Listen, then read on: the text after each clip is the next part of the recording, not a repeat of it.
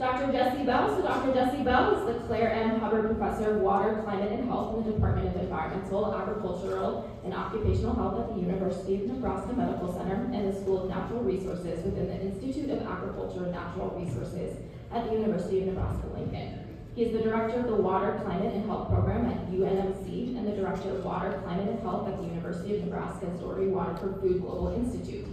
The vision of these programs is to develop interdisciplinary research, education, and collaborative solutions to public health challenges associated with environmental issues in Nebraska and around the world. As the founding director, he has helped grow these programs to over 25 faculty, staff, and students. His expertise and research are focused on understanding how human and natural processes are connected to changes in the environment and climate.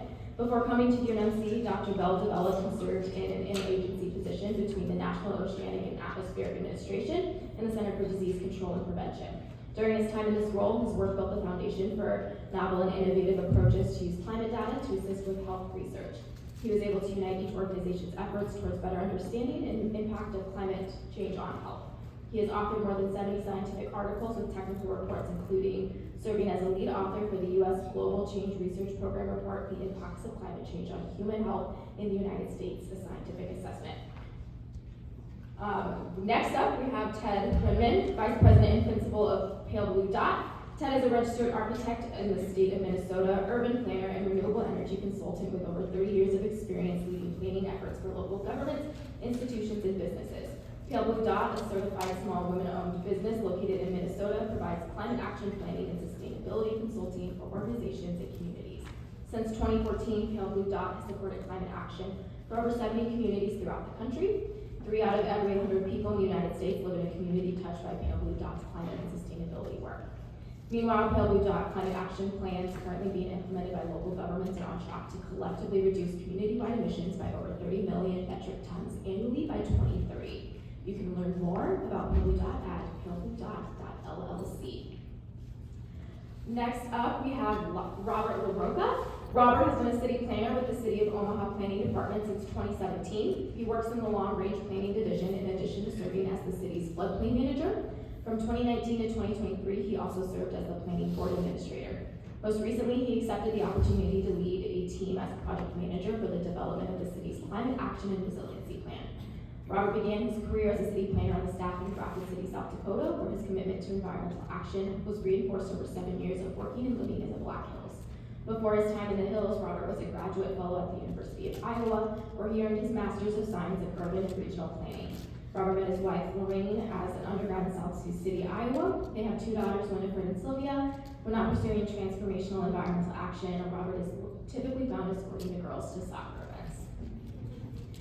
And finally, we have Marco Floreani. Marco is the Deputy Chief of Staff for Economic Development and Development Services. Marco has worked in economic and community development for over 10 years in Nebraska at the city, state, and regional levels. As a Senior Director of Business Development for the Greater Omaha Chamber of Commerce, he led new business recruitment to the region and local business growth within financial services, manufacturing, and agricultural industries. So with that, we're going to start off sort of with a level-setting presentation just to guide our discussion later this evening. So for that, I'm going to hand it over to Ted. Okay, I'm going to try to keep this kind of brief, but just want to give you a sense of the CARP plan, what's going on, and what we've been doing, and kind of how we've approached it. I always like, whenever I start talking about a climate action plan, I have 2 slides that I love starting with. This is one of them. This is a view from the International Space Station. I love it because I'm a space geek. I love views of the Earth, but more importantly, this tiny, thin blue line is really our atmosphere. And when you take the Earth and shrink it down to the size of a basketball, the atmosphere is roughly the thickness of a layer of shellac. So what that I think underscores is how easy it is actually for us to impact our atmosphere. And of course, we all know that climate change, we're impacting it through our fossil fuel emissions. Emissions of CO2 and greenhouse gases are at the highest they've been in 66 million years. And with that, our global temperatures are absolutely responding to it. And in fact, 22 of the 23 hottest global years have all happened in this century. The hottest 10 of all have been the last 10 years. So it's pretty, I think, clear the relationships that are happening there. So just to give you a sense of the project overview, what this project is about. So there are 3 concurrent planning projects going on that in Omaha, in Nebraska, for climate action planning. It's unprecedented. They're all funded through the US EPA's Climate Pollution Reduction Grant, CPRG, wrong one. So the 3 plans are the Climate Action Resilience Plan, the plan that the city is working on, that we're supporting them on. And that is focused on the city of Omaha, the boundary, everything inside the boundary of the city of Omaha. The next plan is the Metro-wide plan. So that's the multi-county region, both in Iowa and Nebraska. That's being led by the city of Omaha as well as other regional partners like NAPA. And then lastly, the state of Nebraska is also working on a climate action plan, and it is of course statewide.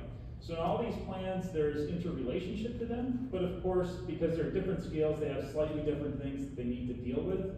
Actions that are appropriate, for instance, for Omaha may not be appropriate for other parts of the metro area. So we'll see some similarities and some differences.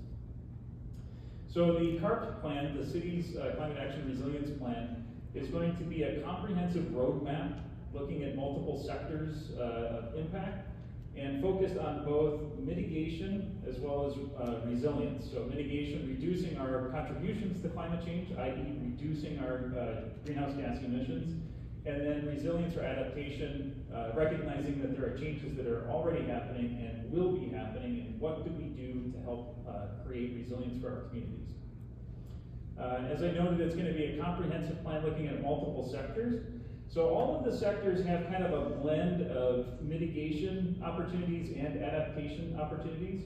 The sectors that are kind of heavy hitters for mitigation, where we're really getting the greatest reductions of emissions, are buildings and energy, transportation and land use, and solid waste and recycling, waste management.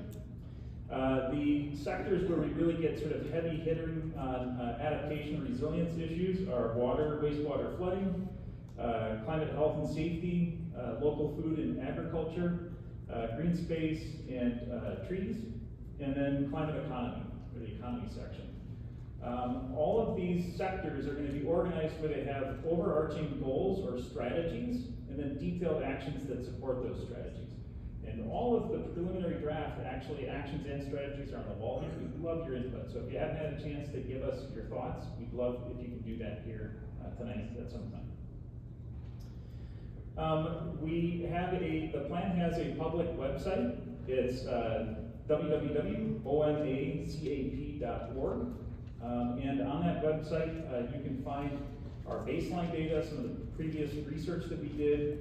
There's opportunities for engagement. When events come up, they'll be listed. And it's an opportunity to just follow along. And very importantly, when there's a full draft plan available, it will be available on that website for review and comment. So try to follow along on the website, share it with others that you think will want to see the draft plan and give us input. I want to touch on the planning process itself. So our process has 3 phases. The first is we start off doing baseline research. We try to come up with as much data and information as we can related to the community. We take that data then and we work with a collaborative planning team to explore and define goals and then detailed actions. And then as we get to the point of having a draft plan, we of course send it out for review and then finalize it and then get it through the city approval process. While all that's going on, we've got 2 phases of community engagement. And right now we are just at that point where we have we're finishing up round 1 of community engagement. Round 2 will happen once we have a draft plan. We're going to get it out there, try to promote awareness of it, get people's input and opportunities for review. That baseline research that I mentioned, there are 5 foundational documents that we put together. 4 are sort of research focused, and that includes the vulnerability assessment, greenhouse gas inventory and forecast, ground cover study, looking at trees and impervious surfaces and grasses and what is the characteristics of our ground cover, and then looking at renewable energy potential, especially distributed owner opportunities.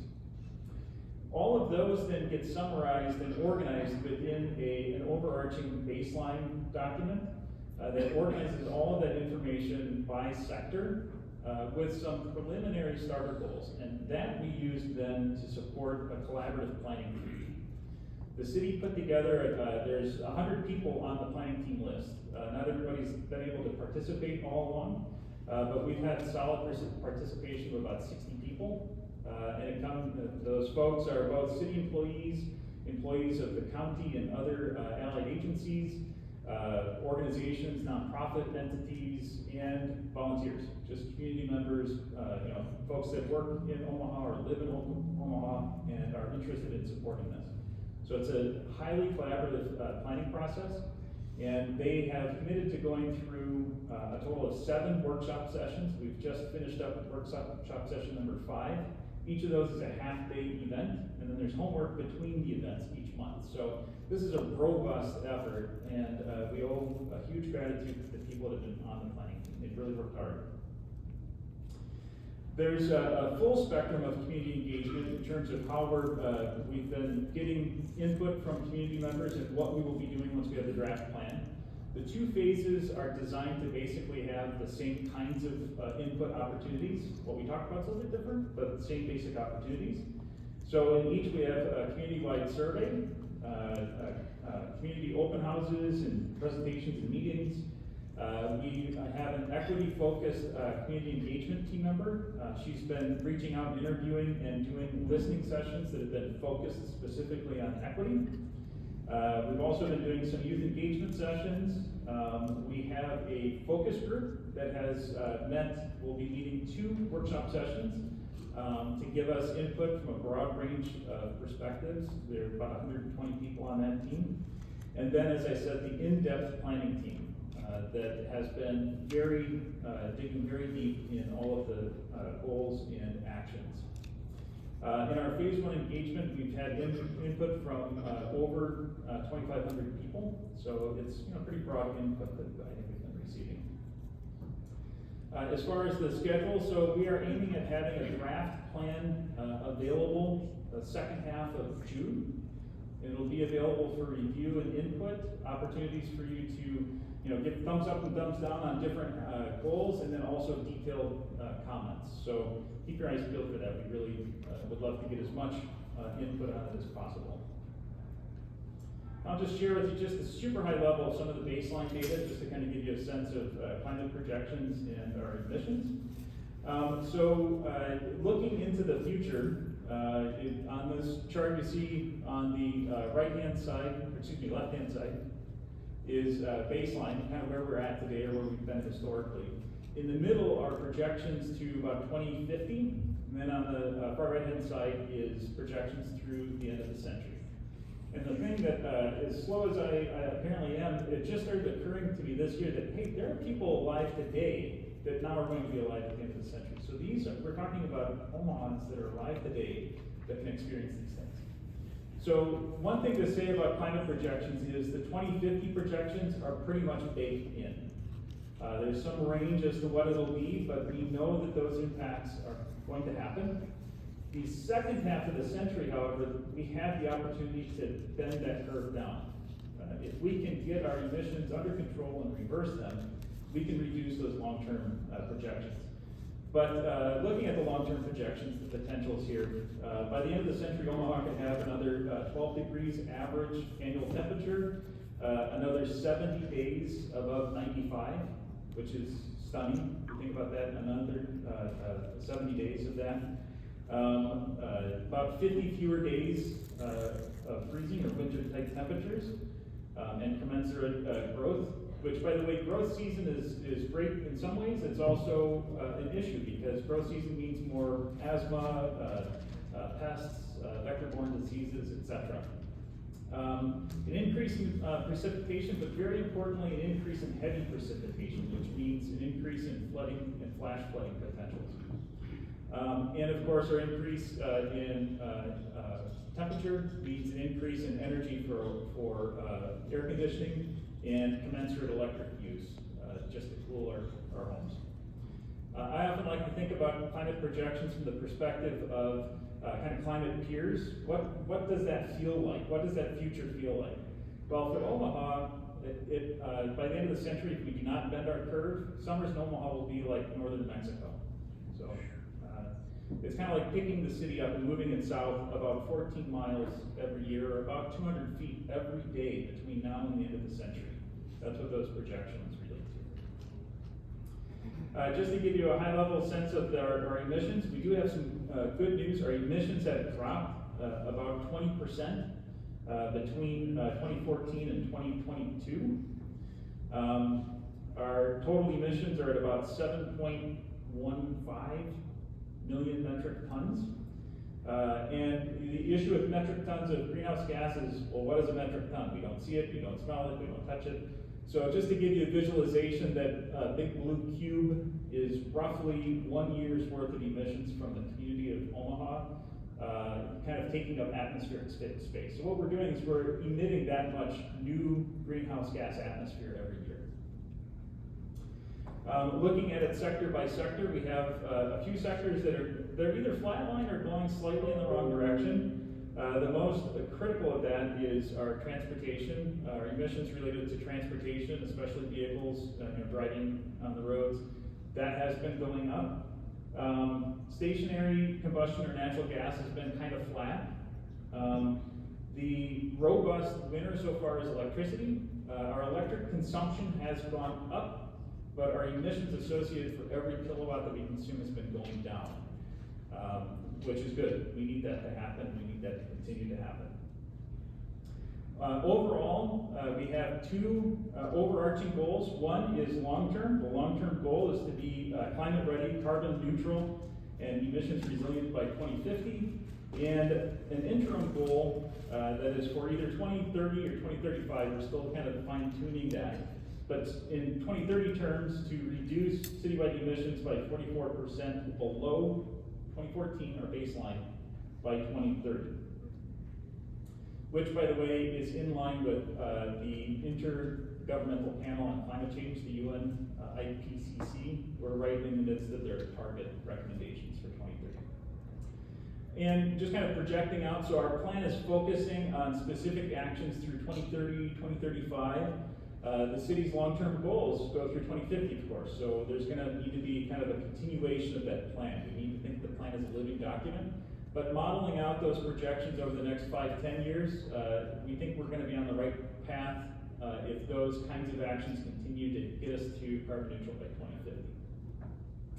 And so I'm just going to end with 3 things that you can do to be involved. The first is we've got our draft goals and actions up on the wall. If you would like to give us some input, we'd love to get it. There's Post-it notes, pens, you can just write your ideas on there. Secondly, again, follow the progress of the plan on the Omaha CAP, OMACAP.org. And keep your eyes peeled for the draft plan. It'll come out the second half of June on that website. You can review, give us feedback, and share it with friends, family, neighbors, etc. So, all right, thank you.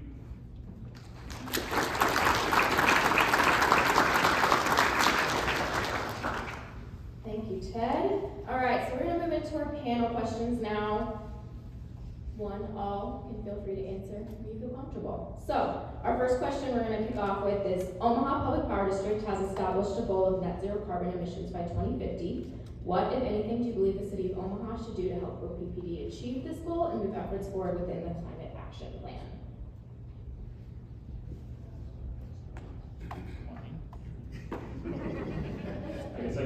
We talked about whether we should do a hand-me-down microphone or put it on our lapel. We did the hand-me-down, which is basically like you got to get rid of the microphone. So I think the number one thing I think the city can do is encourage OPPD. I would suggest the city make a specific motion that says we support this, we buy into it, and we want to see you get there, and what can we do to help?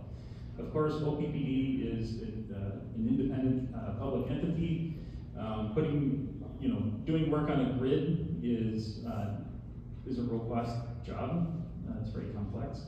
But I think simply illustrating support is important. And then beyond that, there are lots of things that the city can do to help encourage renewable energy, distributed renewable energy, get solar on homes, support that through incentives, encouragements, information, collaborating with others and so forth. And the more renewables we get on roofs and distributed, the more renewables we have that can supply into the grid. So I think those are things that are well within municipal opportunities.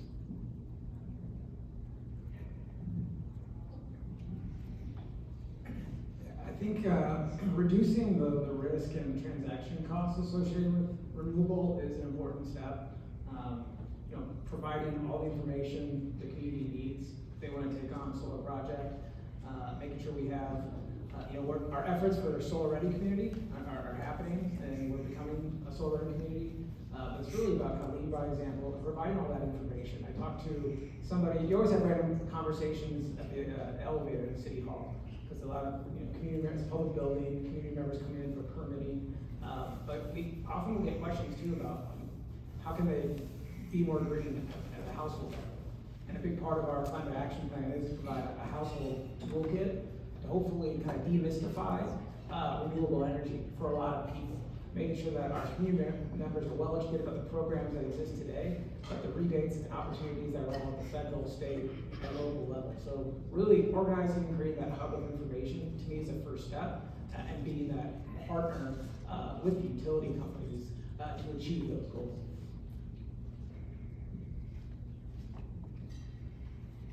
Our city councilman has arrived. Hi everybody, Pete Festersen, City Council President. Sorry I'm late, we just had our session go a little bit longer today than I expected, which sometimes does happen. So I'm a little bit of a disadvantage to know it's already been covered, but the question was just shared with me, and I'll give a short answer on that, and we can keep going and I'll catch up.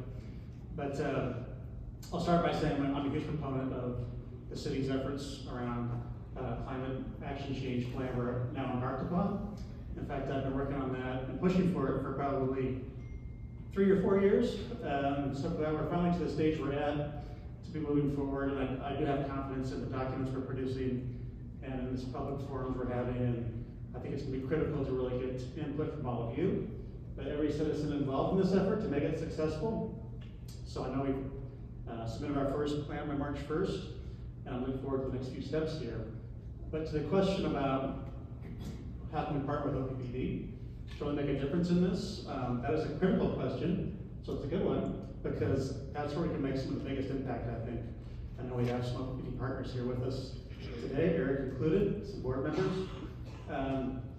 As Ted might have covered in the plan we submitted, the biggest impact we can have in terms of reducing carbon emissions in our city to become net neutral by 2050. I'd say it'd be 2040, but if it's 2050, the biggest impact we can have is to partner with energy production to make electricity consumption less, but also more efficient. And OPPD is our partner in that regard, so it's critical they're involved in all of these efforts that we're pursuing. The second biggest chunk we can have in terms of net impact is on our mobile consumption, so gas, vehicles. So reducing lane miles, increasing public transit, increasing density in the city.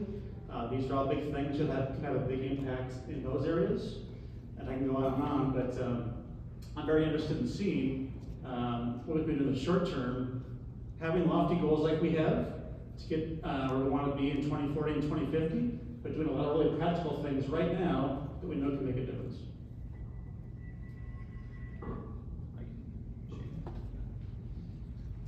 No, I'll add just a little bit. We know that this is incredibly important.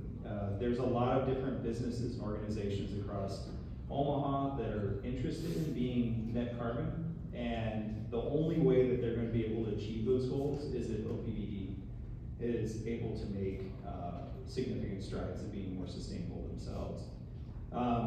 And so I would say, this is obvious, we have a public power district that's public power, so make sure that you're talking to your representative, make sure that you're talking with OPPD and your other elected officials about the importance of this particular issue. That is probably the most important part of living in this democratic state.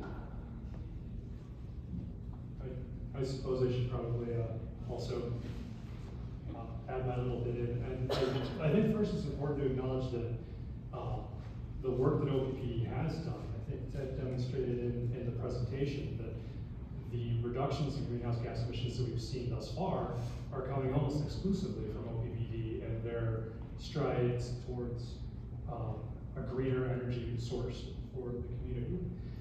So let's make sure that they're getting their due credit. And so support of those efforts is really important. There are practical things that we can do at a city-focused level, I think, that would assist them in that. We want to secure the rights of property owners to be able to install and utilize solar energy on their properties or any other type of alternative energy sources that they feel best services their needs, including wind energy conversion systems. We also want to take a look at the programs that OPPD uses right now to try and increase efficiency and the ability of homeowners, especially homeowners in low-income, disadvantaged communities, to heat and cool their homes and to make sure that they're living in safe environments. So I think efforts towards those two areas would really help OPPD to meet our energy needs and also have a positive impact on the climate issues in the city.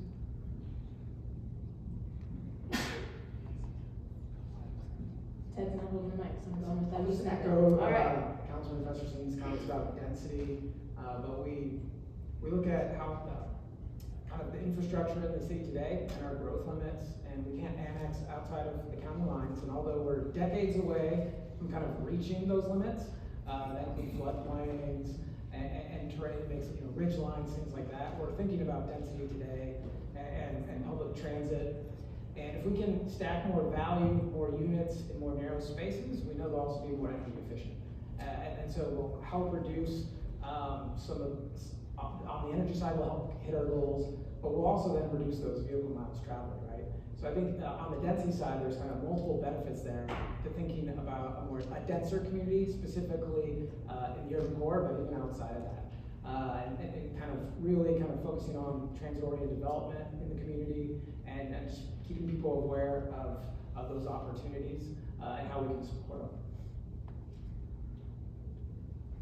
And maybe one last thing on OPPD. I'll tell a short example that's unconventional in thinking, but it's true. If you recall, a few months ago, when it was super cold in Omaha, OPPD made the request for folks to conserve their energy and to reduce consumption because we were having grid challenges. And so a number of us in public office got a lot of inquiries about that. People complain, well, see, this is why we can't go to more sustainable energy because it's not dependable. And it was the exact opposite in that instance. The reason why we were having challenges was primarily because it was so cold, and there were ice dams on the river, and river levels were going down, causing challenges for the traditional methods of energy production that we have. So it was the solar and the wind power that really saved our situation in the grid at that point. So it's an example of how sustainable energy is helpful, and it has to be part of the mix, and it has to be part of our climate change action plan and changing our mentality towards those things. Perfect. How will the climate action plan work to reduce greenhouse gas emissions in a way that also reduces the outside burdens of climate change experienced by communities of color and low-income communities?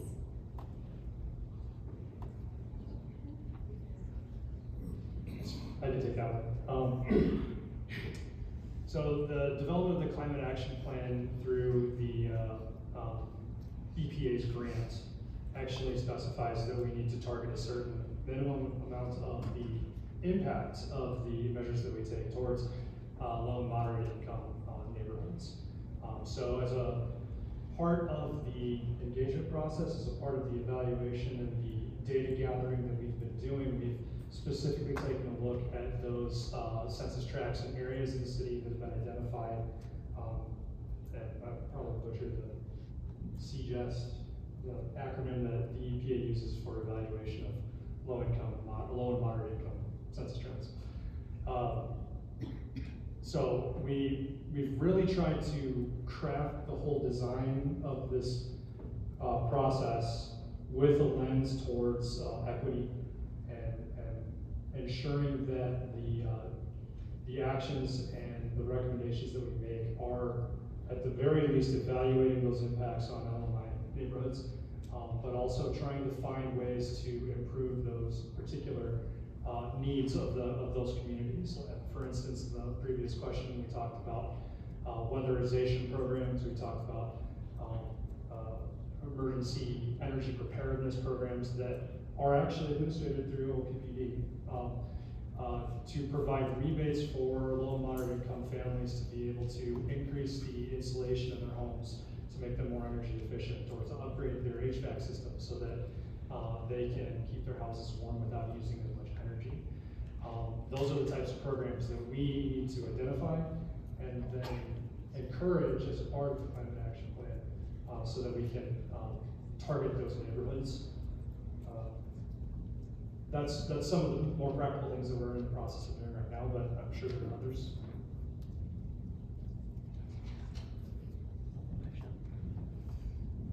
A couple other things I think they're just so practical and only make sense in this regard are things like we've measured some of the baseline measurements we know we want to change in the city. A lot of it is around climate equity and poverty. And one of those things is tree cover and heat maps in the city. It won't come as a surprise to anybody's surprise in this room that where we worse off in terms of our canopy cover and heat maps in the city, primarily North and South Omaha. And so it is an equity issue, and something as simple as additional landscaping when we're planning projects, additional tree planting in these areas are things that can make a huge difference in terms of environmental equity, and also the appearances of these neighborhoods, the welcoming nature of these neighborhoods, the parks in these neighborhoods can make a big difference, not only for those neighborhoods, but for climate change as well. And another example I like to use, I'm fond of a group called Saving Grace Perishable Food Rescue. I'm involved with their advisory board. This is kind of one of the simplest missions of any organization you've seen in town. They just take food that's going to be wasted from somewhere and take it somewhere where it's needed. So they're literally a logistics nonprofit with like 4 trucks that takes food from grocery stores and convenience stores and places that are going to waste it and take it to nonprofits and folks that need it, primarily in North and South Omaha as their clientele.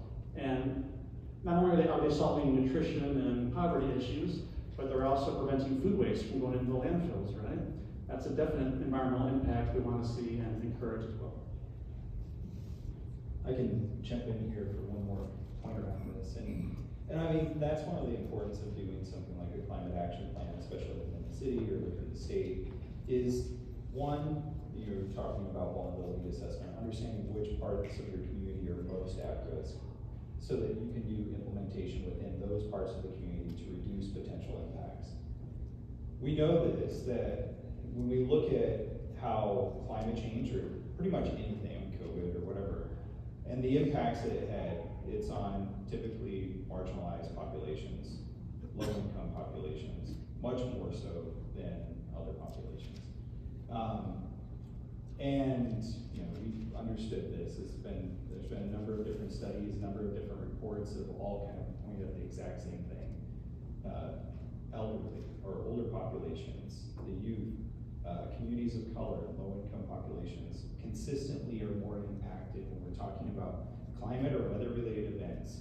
And one of the things that we know about climate change is that it's going to intensify and increase the frequency of those types of events. So we need to understand which populations are most at risk, and we need to be able to make sure that we're looking at that from the lens of how do we reduce the impacts on those populations. And so hopefully through doing these types of efforts, through climate action plans and through continuous work in these areas, and not just with the plan, but we're thinking forward, moving forward into far into the future, that we're consistently trying to build up those communities and look at ways to reduce the potential impacts within those communities. That has a ripple effect across your entire city whenever one of those populations is potentially impacted. So that's what I'm hopeful for, and that's one of the things that I think is very beneficial for this report and the work that will come from it. So one of the things we're here celebrating today is Public Health Week, National Public Health Week. And one of our partners who we'll hear from a little bit later today is the Public Health Association Nebraska. So in honor of that, how does climate change impact human health? What's currently happening in Omaha, and how can this plan help move forward work on climate change and health, and what would be the consequences of not doing so? Okay, I think that's the reason I'm here. So, the variety of different things. There's been a number of different reports out and studies that have been done, both within the United States and internationally, have shown that climate change has impacts on human health. We live in a changed climate. You know, the climate that we're facing today is different than the climate that we experienced 50 years ago, for those that were alive 50 years ago. And the climate that we're facing in the future is going to be different from the climate that we're facing today. And with all those changes that we're facing, each time we experience a change in the frequency or intensity of an extreme weather or climate-related event, or just the gradual shift and change in our climate, it has the potential of impacting our health in some way. There's one of the first assessments that came out was in 2016. This was a big effort. I was a part of it. There was numerous different individuals that were a part of it. And the whole premise was the federal government at the time they wanted to understand how climate change was impacting human health. And so they brought together experts from basically every field, everything from physicists that were studying climate, all the way to public health and medical doctors working on the other end, and everybody in between. And one of the first statements came out, climate change impacts human health. Second thing is, we are all vulnerable to the health impacts associated with climate change. I say that with the exact caveat from the previous question. Some populations are more impacted than others. And we're aware of some of the populations here in Omaha that are being more impacted by climate currently. We've done studies looking at urban heat island and finding that certain parts of our city are much hotter than other parts of the city. Actually up to 10 degrees warmer during a heat wave. 10 degrees more exposure. That's a lot hotter. Considering, you know, when the National Weather Service issues a warning, that could be between issuing a warning and not issuing a warning. And so if you're in one of those areas that are more impacted by extreme heat, you're potentially more exposed to extreme heat exposure, and a potential environment that makes it harder for you to find that reprieve that you need to make sure that you're addressing those health issues that can come from that. And as was mentioned, it's North and South Omaha, and we've done studies around extreme heat exposure or air quality related impacts. Nebraska has really high rates of mortality associated with asthma. North and South Omaha have our highest rates of pediatric asthma hospitalizations in the state of Nebraska. And so it's the populations that we know are being impacted by these types of issues. And so, and whether you're talking about flooding events or heat waves or a variety of other potential impacts that we're having, we know that climate change is impacting human health here in Nebraska. It's already impacting our health, and it's going to continue to impact our health in the future. Those are the long answers.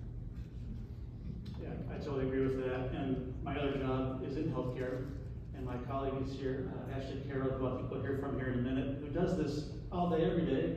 So if I don't answer this question well, I'm going to be in trouble. But it does impact public health and human health very directly.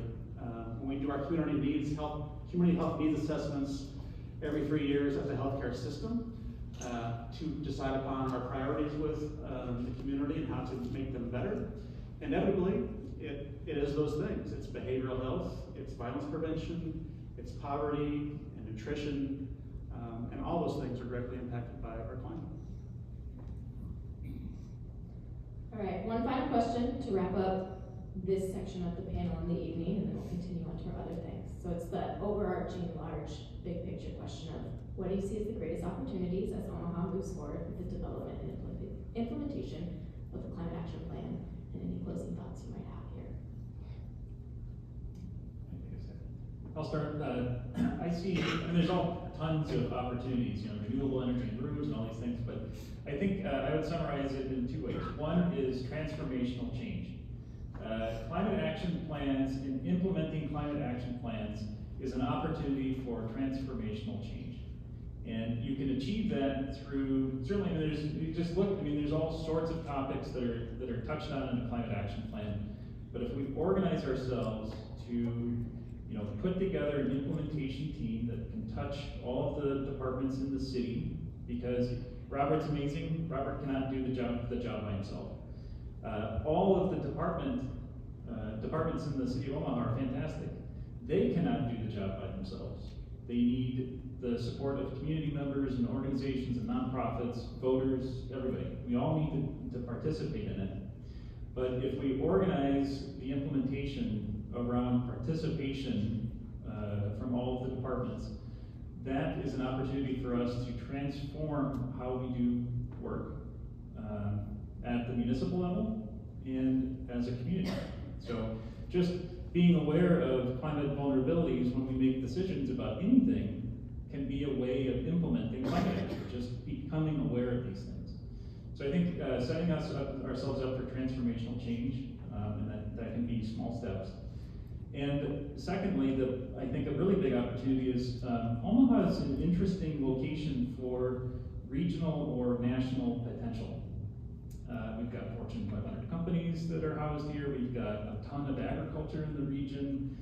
We're in the center of the country, literally. We have huge freeway interconnectivity opportunities. We've got an airport. All of these things mean that Omaha could literally be in the center of some potentials. Meanwhile, the entire world is trying to figure out how to do certain things like create renewable hydrogen, create renewable fuels, create renewable jet fuel, etc. Nobody is leading that yet. There's all sorts of folks that are looking into it.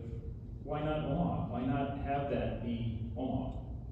Omaha has, I think, an opportunity to not just impact emissions in the community, but could be a contributor to national or even international potential. So I think transformation, that's kind of carrying on that theme, you can be transformational beyond the city of Omaha. And by the way, of course, all that would be great job opportunity, an economic development opportunity that's sustainable. So I'll go in a slightly different direction because I know, we want to focus on economic advantages, and we should really stress the fact that there is potential here for, with the unemployment rate as low as it is, we have a workforce that's that's well educated and willing to do new things. And the new things, you can't have a conversation anymore without having the implications of climate change as a part of that, whether explicitly or in the background. And so economic advancements for the next 20, 30 years are going to be focused in green technology and how we advance or deal with these issues of mitigation and resilience that we're laying out here. But like I said, I'm going to go in a slightly different direction. And I think that there's some opportunity here for some interesting ecological advantages to what we're talking about. My personal interest in things, as a floodplain manager, I've taken a lot of interest in native ecology, native tree canopy, native prairie grass, as I've been working on this project, and I have interest in these things before. But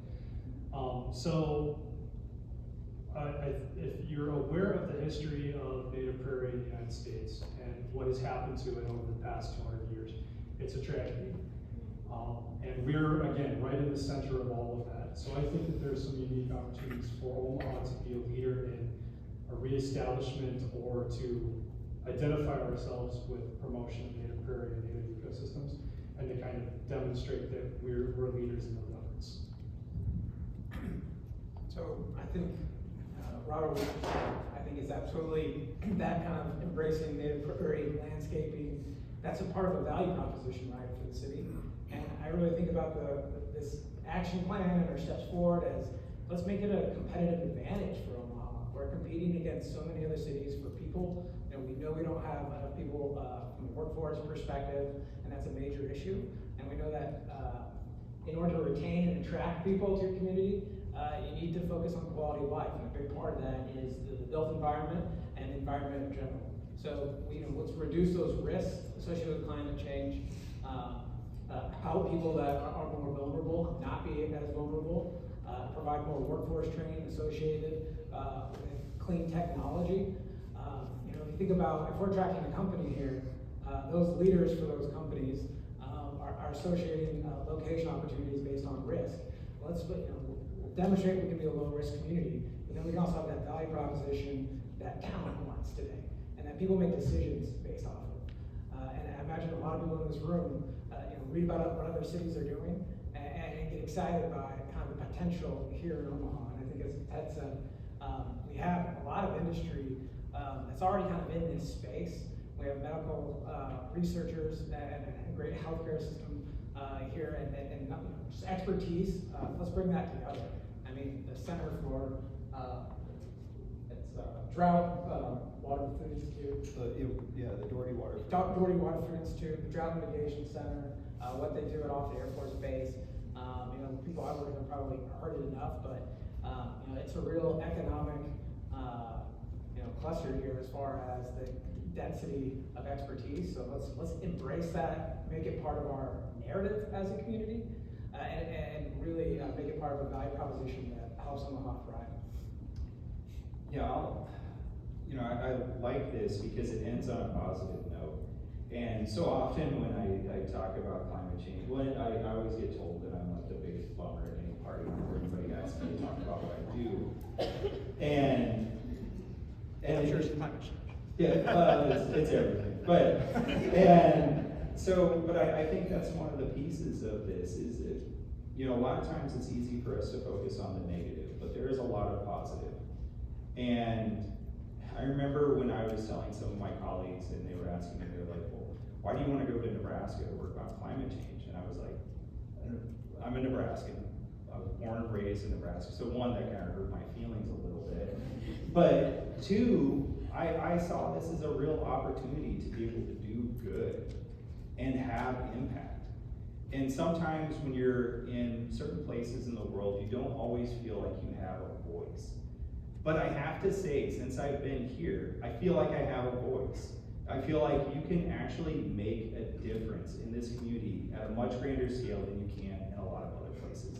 I think sometimes it's hard for us to realize that, and sometimes it's hard for us to see that. But that's the part of this that I'm so excited about, because there is an opportunity for us to make collective action within Omaha to make significant impacts that can help certain populations moving forward. It's not certain populations, help all populations moving forward. And also on top of that, yeah, there's opportunities for economic growth. There's opportunities for making sure that we have a safer community. There's opportunities for a lot of different things. We know the solutions to a lot of these problems. It's just enacting the solution. I've worked everywhere from NASA with, people that are working on things that I can barely understand, to everything from community engagement, anything and everything in between. And I have to say, one of the things that makes me excited about this type of work is it's not always rocket science. Implementation is rocket science, but it's not rocket science. We understand the solutions to a lot of these problems that we're facing. It's about trying to figure out how to enact those solutions within our community. And that's what makes me so excited, because I really do think we have an opportunity here in Omaha to make a very big difference moving forward. We have the right people to do this work. It's just about, rolling up our sleeves a little bit and actually doing some of this, which, I can admit that it's not always it's hard for me to even do that, but I'm very hopeful moving forward into the future around addressing some of these issues. Yeah, I agree with all those comments, and I am very encouraged and inspired by today. I know you had today. I saw your agenda. I appreciate everyone being here and having us here to speak on this topic. It is an environmental issue. It is an economic issue. It is a public health issue. It is a workforce issue. And what I hope we do out of this is not only address all those things with aspirational goals, but also short-term goals that are very measurable and accountable. But ultimately, I think my goal in this is to inspire our young people, because they get this issue. I see David Corbett in the back. David and I worked a few years ago now to make single-use plastic bags illegal in the city of Omaha. And we passed it with 4 votes.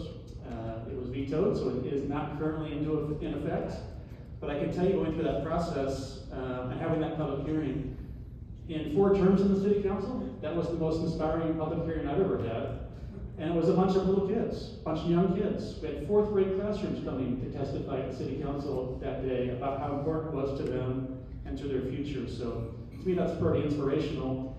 And I want to show them that Omaha can do this. We're one of the only major cities that hasn't done this, and no, we can't.